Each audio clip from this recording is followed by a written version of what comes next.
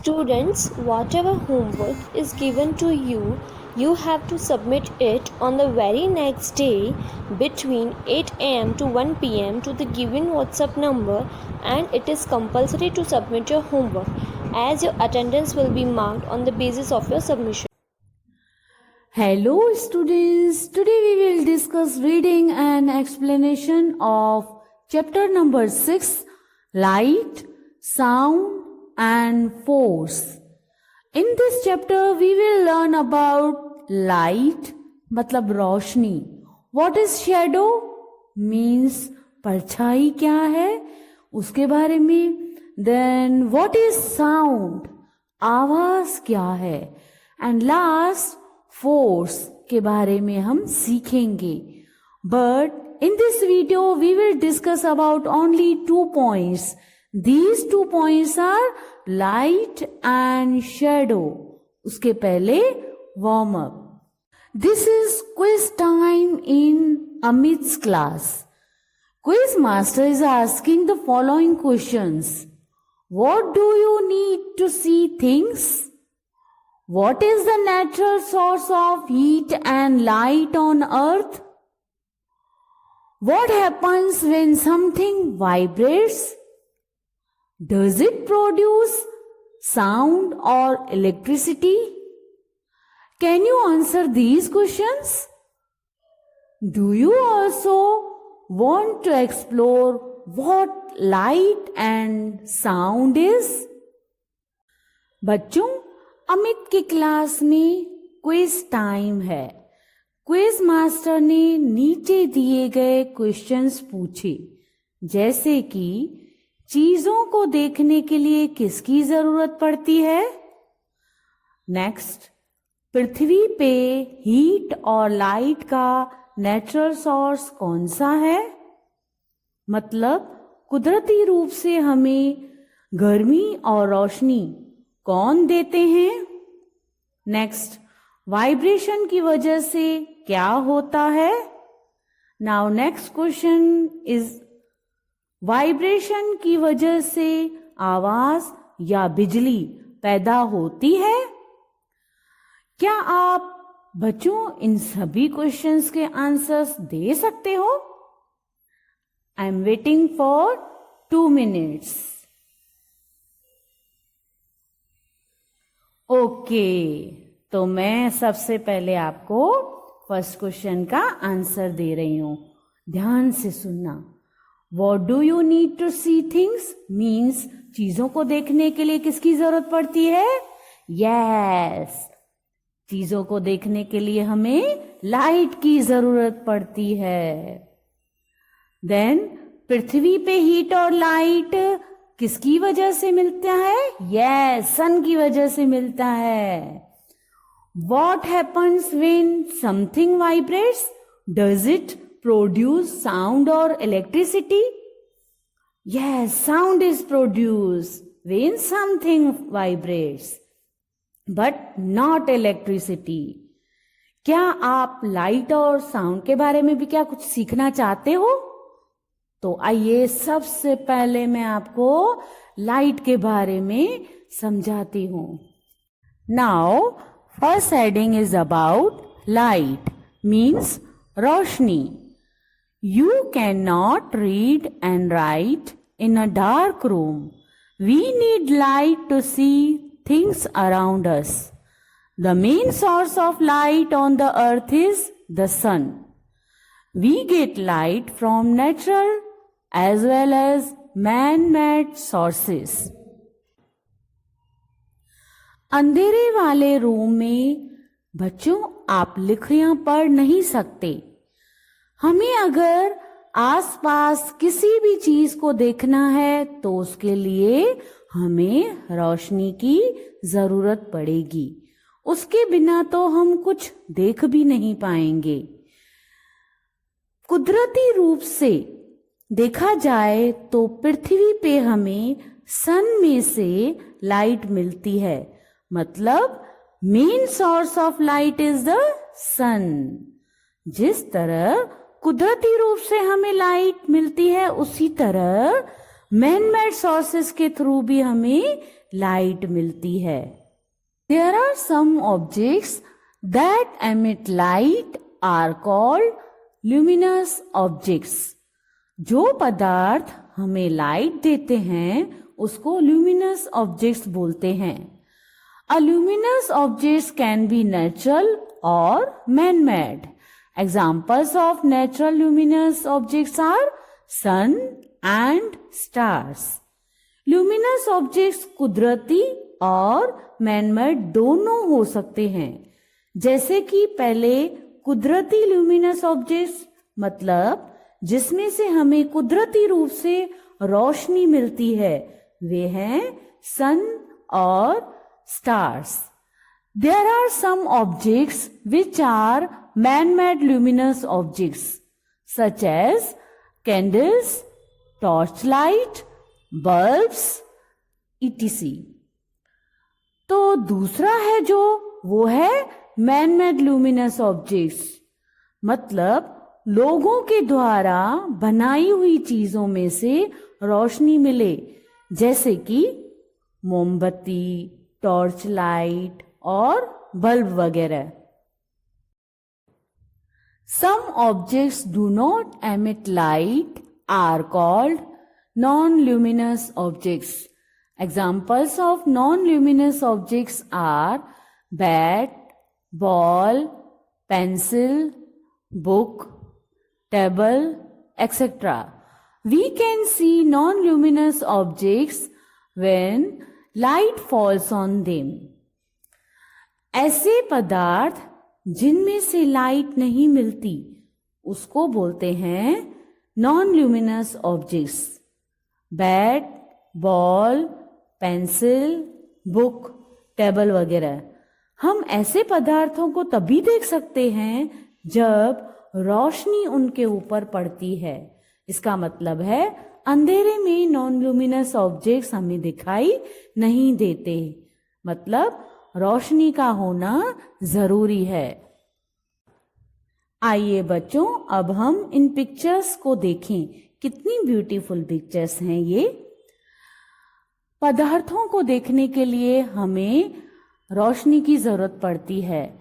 यहाँ पे दो प्रकार दिए हुए हैं, ल्यूमिनस ऑब्जेक्ट्स और non luminous objects. Luminous objects में भी दो प्रकार हैं, जैसे कि नेचुरल ल्यूमिनस ऑब्जेक्ट्स जैसे कि सन और स्टार्स, और नीचे फायर और कैंडल्स हैं। ये मैन मेड ल्यूमिनस ऑब्जेक्ट्स हैं, मतलब लोगों के द्वारा बनाई गई है। जब तक हम लोग फायर को जलाएंगे नहीं तब तक उसमें से रोशनी नहीं मिलेगी। कैंडल को भी हम लोग जब तक जलाएंगे नहीं तब तक उसमें से रोशनी नहीं मिलेगी। आइए अब राइट साइड देखें। नॉन ल्यूमिनस ऑब्जेक्ट्स मतलब ये रोशनी प्रदान नहीं करते हैं, पर इनको देखने के लिए रोशनी की जरूरत पड़ती है, जैसे कि bat ball, books, pencils, furniture. ये सब अगर एक जगह पे पड़े हों पर अगर अंधेरा हो तो ये दिखेंगे नहीं। इनको बोलते हैं नॉन ल्यूमिनस ऑब्जेक्ट्स, मतलब रोशनी प्रदान नहीं करते हैं पर देखने के लिए इनको रोशनी की जरूरत पड़ती है। Now next heading is about shadow, means परछाई। Are you surprised to see two trees in the picture? The rays of light travel in a straight line. When something blocks the path of light, a shadow is formed. Thus, you can see the shadow of the tree in the picture. बच्चों, shadow means परछाई। सबसे पहले बच्चों shadow के बारे में विस्तार से समझने से पहले हम आइए इस पिक्चर को देखें। क्या इस पिक्चर को देखकर आपको कुछ सरप्राइज हो रहा है? इसमें ट्रीज की कितनी पिक्चर्स दिखाई दे रही हैं? यस, 2। बच्चों, ये दूसरी पिक्चर जो नीचे दिखाई दे रही है वो कोई दूसरा ट्री नहीं है, वो तो इस ऊपर वाले ट्री का शेडो मीन्स परछाई है। मालूम है, मतलब एक ही ट्री है। बच्चों, ये शेडो क्यों पड़ता है? क्योंकि रेज ऑफ लाइट मतलब रोशनी की जो किरणें होती हैं वे सीधी लाइन में ट्रेवल करती है। जब कुछ भी उस लाइट के बीच में रुकावट आती है तब परछाई बनती है। इसीलिए आपको ये ट्री की शेडो पृथ्वी पे दिखाई दे रही है। There are some objects that do not allow light to pass through them are called opaque.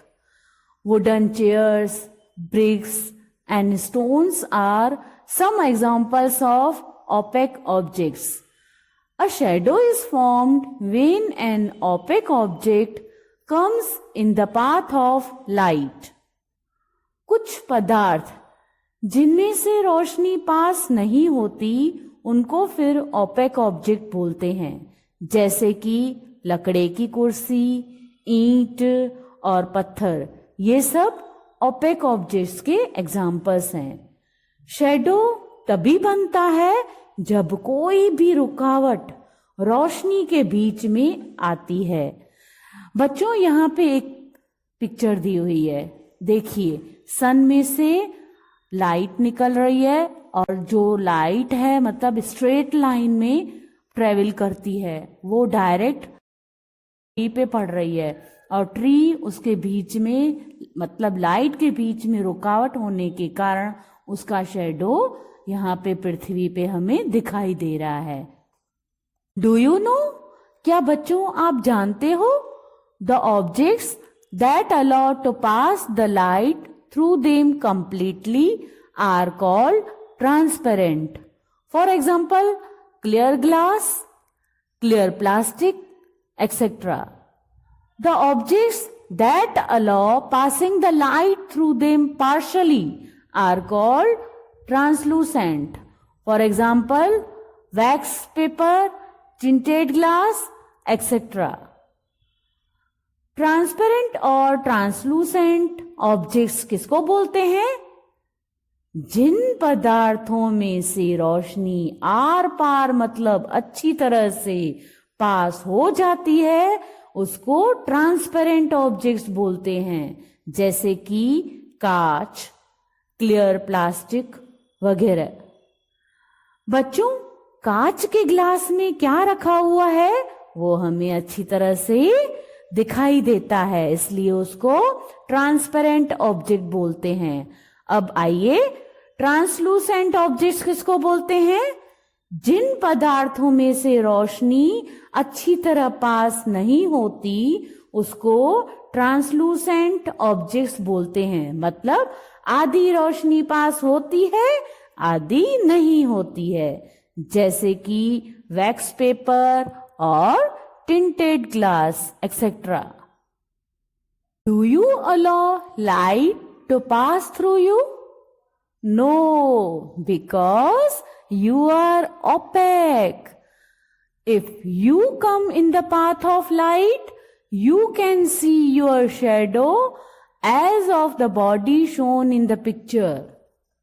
बच्चों, क्या आपकी बॉडी में से लाइट पास हो सकती है? नहीं।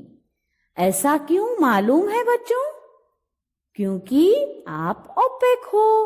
मतलब जब आप लाइट के रास्ते में आते हो तब लाइट आपकी बॉडी को टच करके उसका शेडो बनाती है, जैसे कि आपको इस पिक्चर के थ्रू अच्छी तरह से क्लियर होगा। बच्चों देखो, इस पिक्चर में बच्चे का एक शेडो है, पृथ्वी पे उसका शेडो नजर आ रहा है ना? यस। तो बच्चों, आपको अब अच्छी तरह से क्लियर हो गया होगा शेडो के बारे में कि शेडो क्या है और कैसे पड़ता है। Now activity number 1। बच्चों, ये एक्टिविटी आपको घर में अपने पेरेंट्स की हेल्प लेकर करनी है और इसका वीडियो निकालकर अपनी होमवर्क वाली टीचर को सबमिट करना है। Test your knowledge. Write T for true and F for false. बच्चों, सही स्टेटमेंट के लिए ट्रू मतलब शॉर्ट में T और रॉन्ग स्टेटमेंट के लिए फॉल्स मतलब शॉर्ट में F लिखना है. Number 1, We can read and write in a dark room. इस स्टेटमेंट में ऐसा पूछा गया है कि आपको अंधेरे में दिखता है, मतलब आप अंधेरे में लिख और पढ़ सकते हो. No, this statement is false. हमें अंधेरे में कुछ भी दिखाई नहीं देता. So here we will write F for false statement. Number 2, the main source of light is the sun. बच्चों, यहाँ पे ऐसा बताया गया है कि सन में से हमें मेन सोर्स ऑफ लाइट मिलती है, मतलब मेन सन में से ही लाइट मिलती है. Yes, this statement is true. So here we will write T for true statement. Number 3, light does not travel in straight line.